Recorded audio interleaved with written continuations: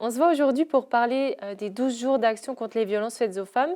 Je voulais savoir un petit peu ce que vous en pensiez et ce que localement, est-ce qu'il y avait des choses particulières de prévues? En partenariat avec l'impro littéraire qui se déroule à l'Ivresse, il va y avoir aussi à l'intérieur du match qui se déroule le 26 à 19 heures, une séance dans laquelle on va informer le public de c'est quoi la campagne des 12 jours, sensibiliser, mais aussi il va y avoir une joute dont les thèmes vont être liés à la violence faite aux femmes. Donc, c'est aussi pour atteindre un plus grand bassin de la population, sensibiliser plus.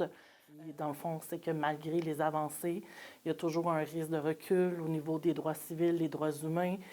C'est entre autres pour ça que le thème de cette année, c'est même monde, même lutte, même espoir. C'est ça. Et donc, du coup, on parle de violence, mais il y a plusieurs types de violences. Oui. Est-ce qu'on peut parler de tous ces types de violences-là? Bien, en fait, c'est sûr que là, la campagne de cette année a deux axes au niveau des violences à caractère sexuel et les violences que les femmes migrantes peuvent vivre. C'est sûr que dans notre société, il y a beaucoup de migration, mais aussi c'est une lutte au niveau du monde entier.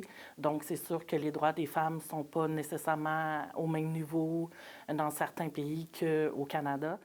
Je ne sais pas si vous avez des chiffres. Est-ce que vous avez pu constater une augmentation, une diminution? Enfin voilà, quelle est votre constatation, vous, personnellement, au quotidien, on va dire? Il y a énormément d'augmentation. C'est sûr, au niveau d'hébergement, ça a quand même toujours été très présent, mais au niveau de nos services externes, parce que pour avoir des services alternatifs pour elles, il ne faut pas nécessairement bénéficier d'un hébergement.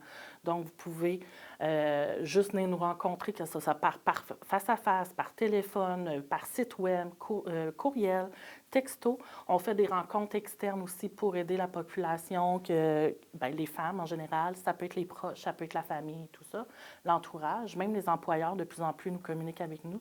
Mais il y a une augmentation de nos services externes là, qui équivaut à... je ne veux pas m'avancer pour les chiffres, mais ça fait boom. Là. Donc, notre mission, elle est là, elle est réelle, puis le besoin est là.